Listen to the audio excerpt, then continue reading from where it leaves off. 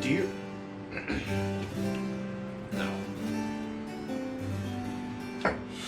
Yes. Dearest of diaries, it has been nearly a year. Nearly a year since my last festival day.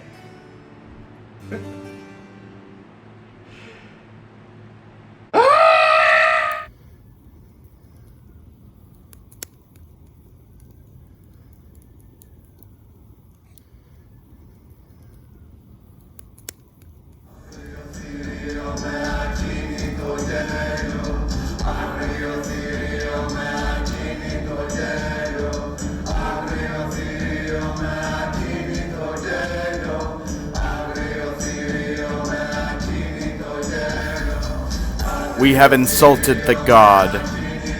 We failed to utter his name.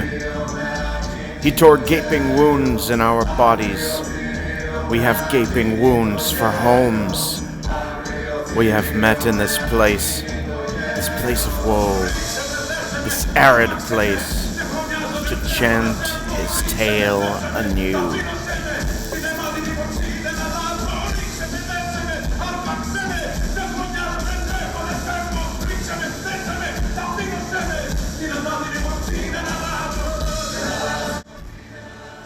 In Euripides' tragedy, The Bacchae, the women of Thebes, crazed with the divine frenzy of Dionysos, the god of wine, theater, and madness, all run out of the city to hunt and dance on the summit of Mount Kithaeron to worship him.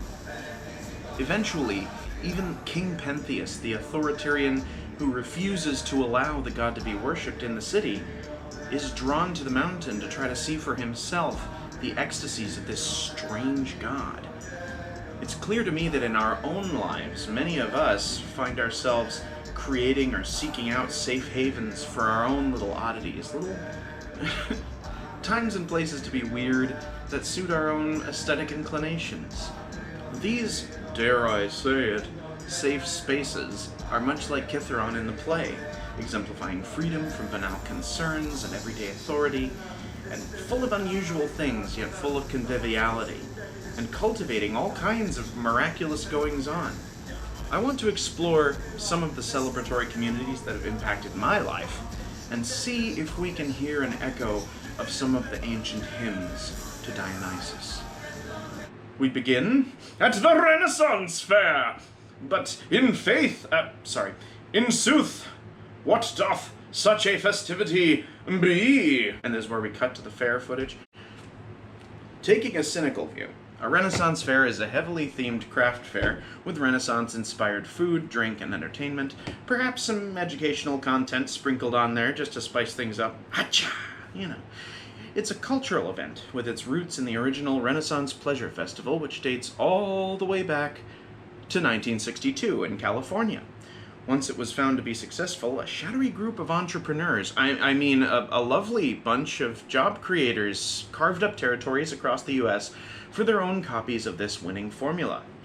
Over the decades, the local fairs began to find their audiences, with performers circling the country to perform at them, like the circus or vaudeville back in the day.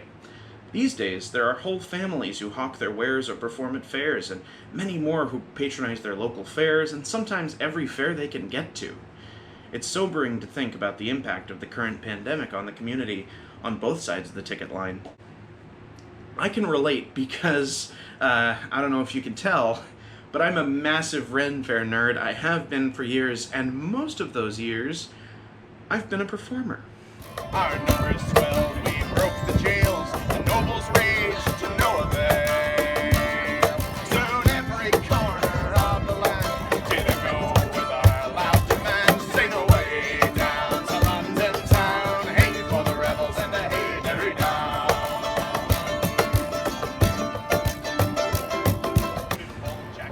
This is me performing with my excellent folk band, if I do say so myself, the King's Busketeers, at the New Hampshire Renaissance Fair last year, and they really make us feel welcome there. We play all kinds of gigs, but we come back again and again to these weird little nerd fests that make us feel entirely, uncannily at home. Ask any of us about the appeal of the fair and we'll tell you. My name is Sam Atwood. I am the rhythm section for the King's Musketeers. I play bass and various drum-type instruments. Man, there's nothing quite like Renaissance fairs. It's like this alternate universe that you slip into for just a little bit, like a weekend or two, or sometimes like 9 in a row. And the people that surround you the whole time are fully invested. They speak in this strange, partially modern, partially medieval fashion. They say thee and thou and ye old all the dang time, and it, for whatever stupid reason, man, it fills me with such joy. And there is revelry, there is merriment, and people forget the troubles that they had in the real world and just kind of zone out, drink some mead, and chill by a bonfire for a little while. It's a deeply human experience, and I fell in love with it pretty much immediately. There was no second guessing of my enjoyment of the Renaissance Fair. I slipped into it as a teenager, and I am now thoroughly ensconced in the ooze that is the Renaissance Fair.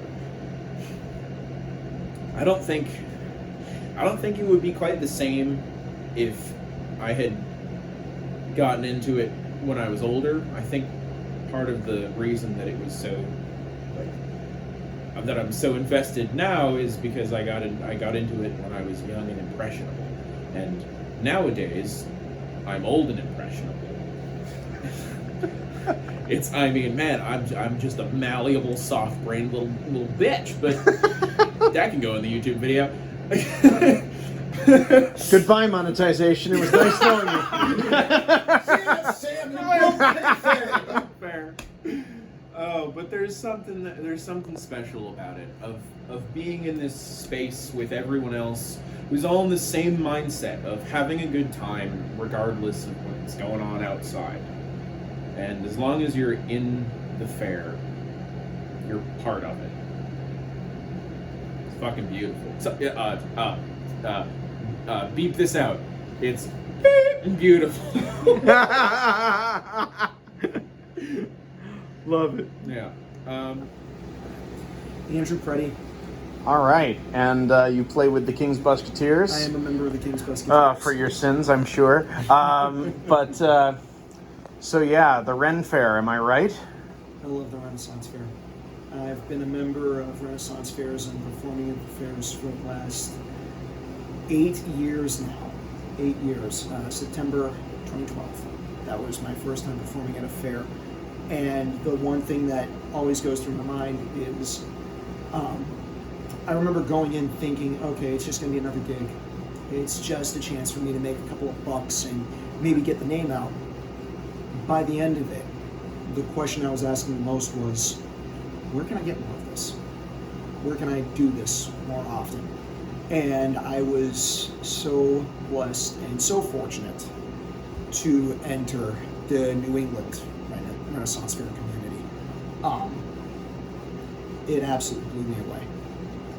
The people are absolutely, hands down, some of the friendliest, some of the most welcoming, and also some of the most protective that I've ever met in my life. I'm not going to go into details, but there was an incident involving myself where there was another fair that got wind of me performing at this one fair in particular, and they weren't exactly all that thrilled about it. And I was threatened with losing my job. I was threatened with being taken to court. And everyone who was working at the fair I was working at that point that wasn't dealing with the threats, everyone there basically came up to me and said, "It's okay, man. We got your backs on this." This was the very first time in my life anybody ever told me anything like that. So to have a personal shield basically stand up and say, "You're one of us," that was something special. And that's just one aspect of it. Myself and the Musketeers, we have been lucky enough to have been performing at these Renaissance fairs for years because we just feel at home. This just feels natural to us. It's every time we go up to the one in New Hampshire, it's like we're all coming back home. We get to see our family, we get to see the people we love, we care about. We get to spend wonderful time with each other. We get out our instruments, we get to jam. There's so much libations going around for everybody. But it's that shared experience. You know, people come to these and they share, and they make you feel like you're one of the crew. It's a very all-inclusive environment. And it doesn't matter if you're black, if you're white, if you're Hispanic, if you're Native American, if you're Asian, if you're gay, if you're straight, if you're a lesbian, if you're bi, if you're trans, if you're ace, if you're demi. None of that matters. You are a human being. Welcome to the crew. Welcome to the family. And we love you. Why do we feel this way? Well, part of it's the novelty, part of it's simply enjoying the entertainment on offer, but I believe there's something deeper at work as well. I think that along with a whole range of other events, from fan conventions to every kind of wild countercultural event like the Rainbow Gatherings, the Fair is another one of these modern takes on the immense, collaborative, communal parties of early people that live on in festive traditions across the world, including the practices depicted in the Bacchae. And one of the ways they help us is by giving us a tiny break from our feelings of alienation. According to this fuzzy German mad lad, alienation is not merely a feeling, but a fact, an objective process, whereby one loses control over some aspect of their life. For example, at home in your spare time, you can choose how to spend your time, how to dress, what to eat, etc. But at work, you have to follow directions. The worker's day is controlled almost entirely by someone else, and realizing this causes anxiety. The worker can't simply trade stations with another or make demands of the boss without risking their job, and there's no guarantee of a better deal elsewhere. And what is worse, because the one task the worker performs is not deemed as valuable as the product or service they had a hand in, the wages they draw will not cover the price of the products and services they create.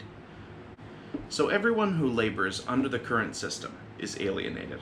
Blue collar or white collar, private or public sector, alienation affects us all, and we are all, whether we admit it or not, trying to find a way to be rid of it. Many of us like to disappear into video games or social media to find relief, myself very much included, but as good old Thought Slime reminds us in their video, that kind of relaxation often comes to be another form of work, alienating our free time as well. So what's the alternative? My instinct is that participatory celebrations like the Renaissance Fair, the fan convention, or any number of traditional festivals all over the world give the celebrants control, agency over the experience that they don't have as part of a passive audience. Like players in an open-world game, patrons at the fair become part of the action to whatever degree they wish. They become what theater artist and social activist Augusto Boal would call spectactors, active participants in the spectacle they simultaneously watch. This not only fits the description of a participant at one of Boal's forum theater pieces, but also cosplayers at the convention, patrons at the Ren Fair. In each case, they engage with an event on their own terms, and in so doing, become a part of it. Now at this point you may be asking yourself, is this nerd simply trying to justify his own weird love of dressing up in ridiculous outfits and singing folk songs? Can I deny that that's what's going on here? No, but that's not all I'm doing here, okay? Please. Thank you.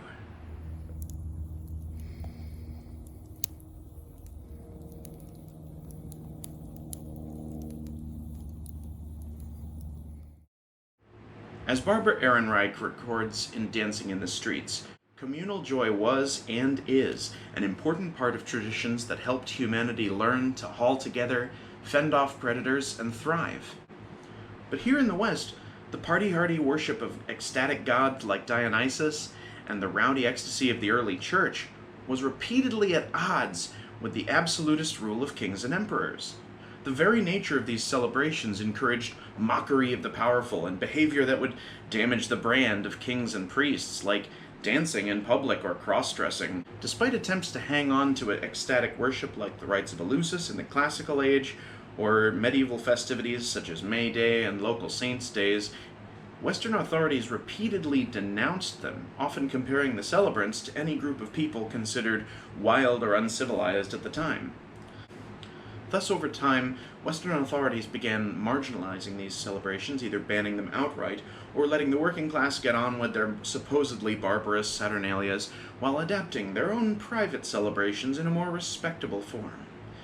In time, being civilized to the puritanically inclined came to mean the capacity to resist the music in the streets, scoff at the idiots out for a good time, and restrict oneself to refined, respectable enjoyment, like classical music or an improving book. Some of Freud's earliest patients, raised as they were in upper-middle-class Vienna society, recalled looking out of their windows, full of jealousy at the commoners partying openly in wild costumes, while they sat quietly in a stuffy, respectable imitation of the carnival they gawked at. Many of us feel crushed under similar burdens of social expectation today, and fandoms, countercultures, and even Ren fairs become places where, like in some ancient tribal block party, we can costume, mask, dance, drink, and otherwise lay aside those expectations for a little while. This can be an empowering change for the norm, especially for people with marginalized identities, although this is hardly an ironclad rule. Still, most Ren fairs and other fan events are run as business ventures, and some people take that to mean that a transformative good time can only be engineered through market dynamics. This is emphatically untrue.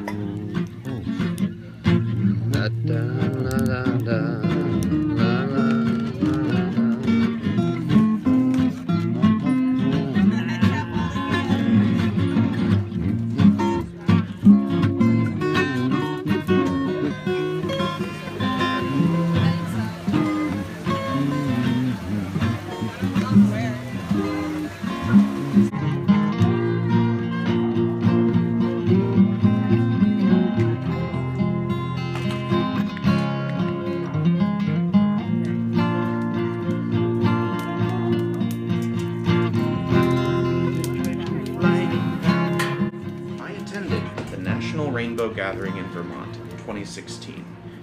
It was an amazing scene. The Rainbow Gatherings have been happening since the 1970s, taking the July 4th weekend to pray for peace and party hard, for free, autonomously organized on public land. I saw performances that, with a change of costumes and props, would hardly be out of place at any fair. Many more besides, some world-class, some just enthusiastic amateurs, but all with that same fair-like spirit of playing along.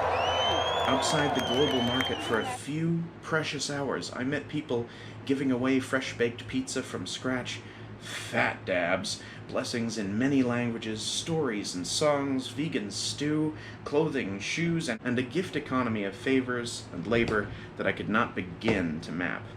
I met Vermin Supreme a couple of times, which was a trip in itself. At one point he was nude. Anyway, with the wolf effectively away from the door, we all got to flex social muscles that some of us forgot that we had. And we gladly cut wood, carried water, dug shitters, washed pots, looked after kids, and so on, in order to make it happen. On July 4th, we observed a morning silence, and we gathered in a great circle to chant for peace, as we centered ourselves around the children of this weird, hippie adhocracy. I saw the gods, Dionysos among them, dancing around the ring of the horizon, and the spirits of the land and the shades of the dead with them, pale in the noonlight. It was a blessed respite from the looming election, and here, knee-deep in the plague-ridden reactionary sludge of 2020, its place in my heart shines forth like a beacon. I have seen the rule of love under will on this earth and by all the gods. I shall see it again. Big deal, I hear you say across time and space. So your big discovery is that partying is nice, and abundance makes people feel good, and inclined to help each other. Oh, but can the good fellowship of this festival, spirit, whatever, really sustain an entire society?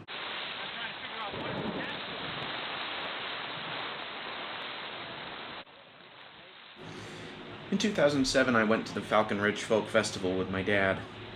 The day we packed up to leave, there was a terrible storm that hit just as we were perusing the merchandise in one of the big top tents. As the storm broke, my dad and I were among those that rushed to the wall of the tent to keep it from going to its knees. As pebble-sized hail fell and chilly water welled up around our ankles, a chorus of Michael Row the Boat Ashore, sung like a sea shanty, drifted over us. We watched a young man and an old man walk into the storm and retie loosened guy lines. We held that tent up until festival reps told us to get out during a lull. Later we fell in with an impromptu work gang digging cars out of the muddy field that served as a parking lot. We were showered with mud, scented with cows, as we cannibalized festival signage, shoving the boards under tires and whooping with joy every time another car got out safe. As we drove away in turn, I asked my dad why we didn't try to run the world on that kind of joyous, voluntary mutual aid. His answer was that the spirit of community summoned at festivals was inspiring but fleeting. Maybe people can keep the altruism up for a few days, but after that it simply dissipates. People get on one another's nerves, things break down. I wish I had the insight in that moment to answer this the way I would now. Human solidarity requires a break from the alienation of our working lives under late capitalism. And these days, in the US at least, where my dad and I live, a 3-day weekend is the longest break most working folks get without a bunch of paperwork. In other words, we were not running up against the limits of human solidarity and good fellowship. We were running up against limits placed on human solidarity and good fellowship by the ruling class with the help of the state and major corporations. Even if there were a strict time limit on how long a celebratory community can last, the anthropological record is clear. Public joy is a deeply human technology for producing pro-social behavior, forging interpersonal bonds, and making memories to see us through the struggle outside the festival grounds.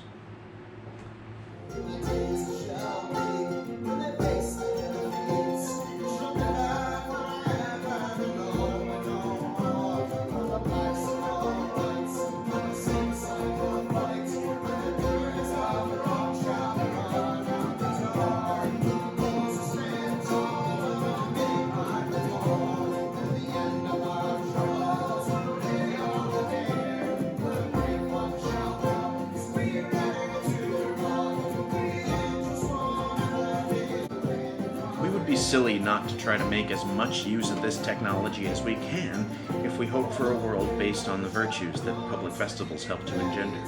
Openness, solidarity, warmth, compassion, cooperation, playfulness, helpfulness, and so on. These festival experiences in all their wondrous diversity are the rightful heritage of every human being to engage with as they will.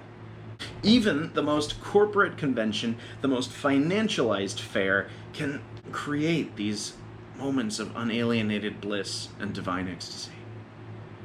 It's up to each of us to decide what to do with those experiences, whether to let them reconcile us to the status quo, or consider them a preview of something better.